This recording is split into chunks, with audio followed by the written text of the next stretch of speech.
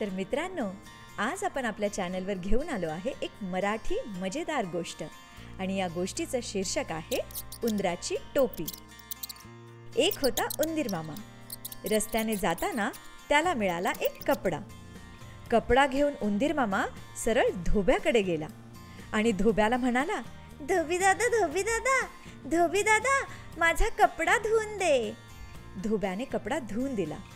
मग उंदीर मामा सरळ गेला शिंप्याकडे आणि शिंप्याला म्हणाला, शिंपी दादा, शिंपी दादा, शिंपी दादा, मला एक छानशी टोपी शिवून दे आणि तिला रंगीत गोंडेही लाव। शिंप्याने उंदीर मामाला टोपी शिवून दिली।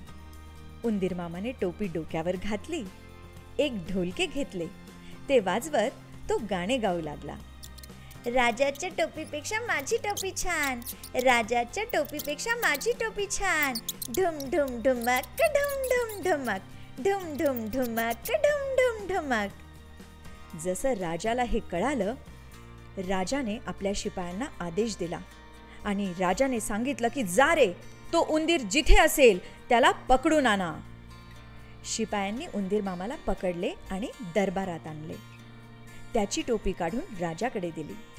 मग उंदीर मामा म्हणाला, राजा भिकारी, राजा भिकारी, माझी टोपी घेतली, माझी टोपी घेतली, ढुम ढुम ढुमक, ढुम ढुम ढुमक, ढुम ढुम ढुमक, ढुम ढुम ढुमक।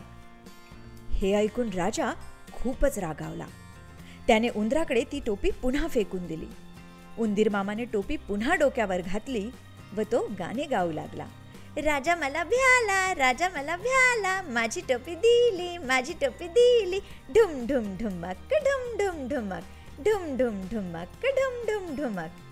हे गाणे गात गात तो राजवाड्यातून निघून गेला। तर मित्रांनो, या गोष्टीतून आपल्याला काय शिकायला मिळालं? आम्हाला कमेंट करून अवश्य सांगा। या गोष्टीचं तात्पर्य आहे, शक्तीपेक्षा युक्ती श्रेष्ठ। आणि अशाच मराठी मजेदार गोष्टींना ऐकण्यासाठी आणि त्यातून खूप काही शिकण्यासाठी चॅनलला सबस्क्राईब करा, लाईक करा, शेअर करा आणि नोटिफिकेशनसाठी बेल आयकॉन अवश्य दाबा।